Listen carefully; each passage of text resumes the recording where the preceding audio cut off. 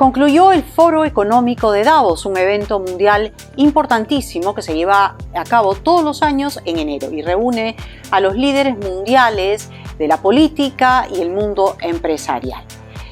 Se sabe que además de los 2.800 participantes, llegaron más de 100 prostitutas. Pero esto no ha sido lo que ha llamado la atención, sino el discurso de un presidente latinoamericano que realmente ha revolucionado. Ha tenido más de 120 millones de vistas en Internet. Vamos a ver los detalles. Davos es un pequeño pueblo de 11.000 personas a 1.500 metros sobre el nivel del mar, en los Alpes suizos. Famoso por el foro que se lleva a cabo todos los años, pero también por ser una lujosa estación de esquí. Es un refugio para las celebridades y la nobleza, visitado por muchos turistas en la época de invierno. Todos los jueves, desde diciembre hasta abril, se organizan paseos en coches tirados por caballos cuando empieza a oscurecer.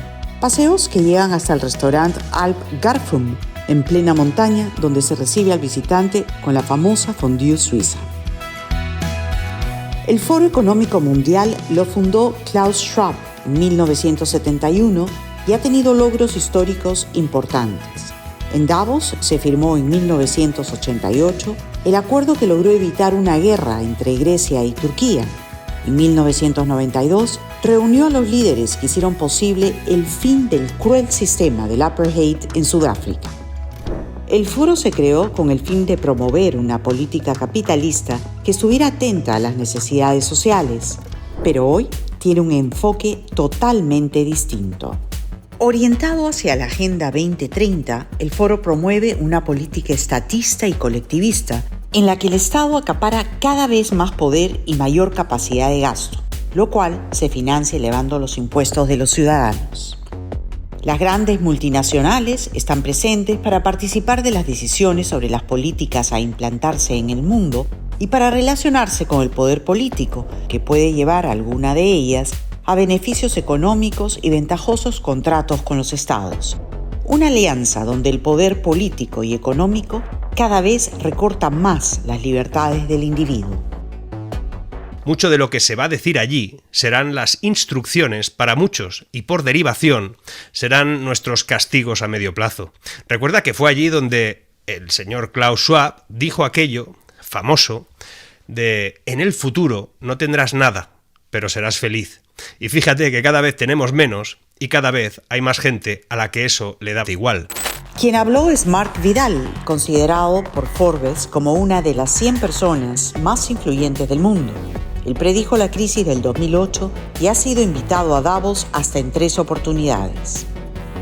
Este año en Davos se reunieron más de 60 jefes de Estado, entre ellos los presidentes de Israel, de Ucrania, de Francia, el de España, el segundo al mando de China y el secretario de Estado de Estados Unidos, y por supuesto, Ursula von der Leyen, presidenta de la Unión Europea. Además, varios millonarios que promueven la Agenda 2030, como Alex Soros, el hijo de George Soros, y Bill Gates, entre otros. También altos ejecutivos empresariales, los CEOs de Microsoft, de JP Morgan y del Bank of America, entre muchos más.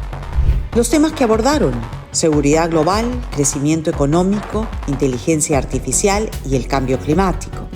Sobre el cambio climático, las metas son la construcción de nuevos sistemas de energía y reducir la cantidad y circulación de automóviles a gasolina y diésel.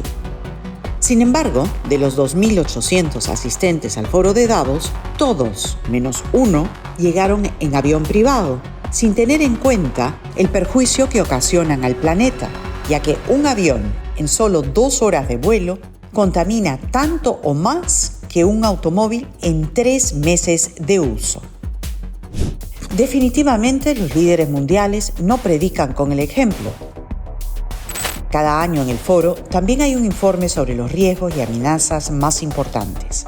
Este año, el informe identificó la desinformación y la información falsa como el riesgo más grave para el mundo, por encima incluso de la guerra y el hambre. ¿Quién decide lo que constituye desinformación? Si se permite que entidades gubernamentales o privadas controlen y censuren lo que se considera desinformación, esto va a conducir a una restricción inapelable de la libertad de expresión. Además, estas regulaciones van a ser utilizadas para silenciar voces disidentes.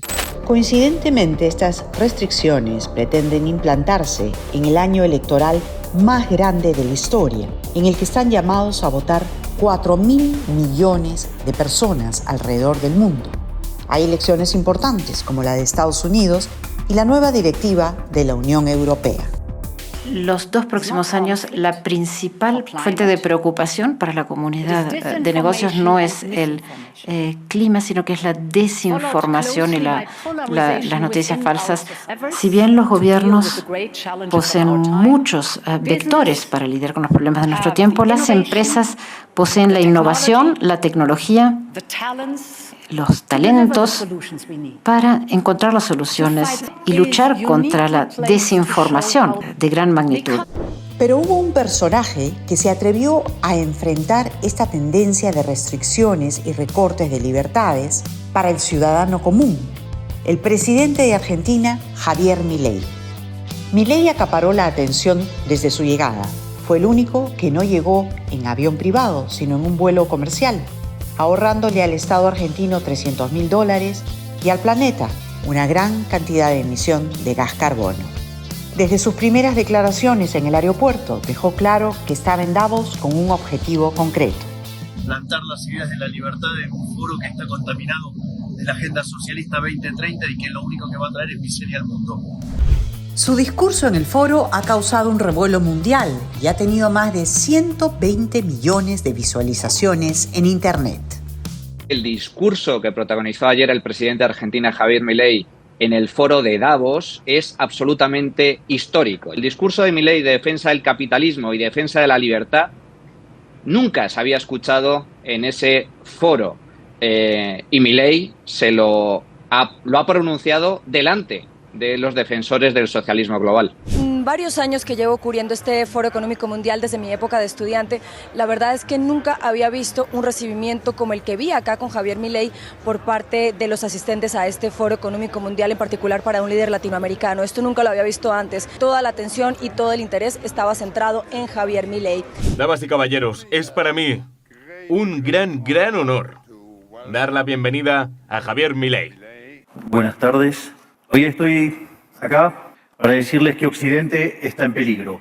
Está en peligro porque aquellos que supuestamente deben defender los valores de Occidente se encuentran cooptados por una visión del mundo que inexorablemente conduce al socialismo y, en consecuencia, a la pobreza. Los experimentos colectivistas nunca son la solución a los problemas que aquejan a los ciudadanos del mundo, sino que, por el contrario, son su causa. Créanme, nadie mejor que nosotros los argentinos para dar testimonios de estas dos cuestiones. Cuando adoptamos el modelo de la libertad, allá por el año 1860, en 35 años nos convertimos en la primer potencia mundial, mientras que cuando abrazamos el colectivismo, a lo largo de los últimos 100 años, vimos como nuestros ciudadanos comenzaron a empobrecerse sistemáticamente hasta caer en el puesto número 140 del mundo. Basado en cifras estadísticas y datos concretos, Milei demostró cómo hasta el siglo XIX el desarrollo económico fue prácticamente nulo y a partir de ese momento, gracias al capitalismo de libre empresa, la riqueza se incrementó de una manera exponencial en el mundo. Hasta ese momento, el 98% de la población mundial vivía en la pobreza extrema. En cambio, para el año 2020, previo a la pandemia, la pobreza extrema llegó a ser solo del 5%. La conclusión es obvia. Lejos de ser la causa de nuestros problemas, el capitalismo de libre empresa como sistema económico es la única herramienta que tenemos para terminar con el hambre, la pobreza y la indigencia a lo largo y a lo ancho de todo el planeta. La repercusión de este discurso fue inmediata. Aún el diario español El País, conocido por ser de izquierda, calificó al mandatario como una estrella y publicó un artículo que tituló «Milei abronca a los líderes de Davos». Su discurso fue comentado en el diario británico The Guardian, el Wall Street Journal de Estados Unidos, la cadena NBC, la cadena CNN y prácticamente en todos los medios de comunicación del mundo. La evidencia empírica es incuestionable. porque aquellos países que son libres son 12 veces más ricos que los reprimidos.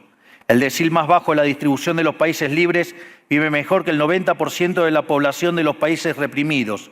Tiene 25 veces menos cantidad de pobres en el formato estándar y 50 veces menos en el formato extremo.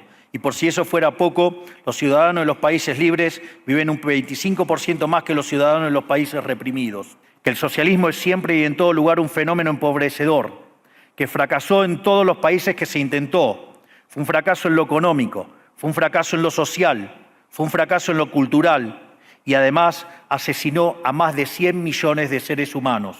Fue un discurso que incomodó a muchos de los presentes, burócratas acostumbrados a vivir a todo lujo a costa de nuestros impuestos. Sin embargo, la claridad y el valor de Milei, así como lo irrefutable de sus argumentos, cautivó a millones de personas en el mundo y también a algunos de los poderosos funcionarios en Davos, como la presidenta del Fondo Monetario Internacional, Kristalina Georgieva, que invitó a los presentes a una reflexión profundamente humana. Para todos estos líderes tengo un consejo. Ten a tus hijos, especialmente a tus nietos. Si tienes alguno en tu teléfono, pon su foto allí. Y cuando no sepas qué es lo correcto, míralo y sabrás lo que tienes que hacer. Por suerte, somos cada vez más los que nos atrevemos a levantar la voz, porque vemos que si no combatimos frontalmente estas ideas, el único destino posible es que cada vez vamos a tener más Estado, más regulación, más socialismo, más pobreza, menos libertad y, en consecuencia, peor nivel de vida.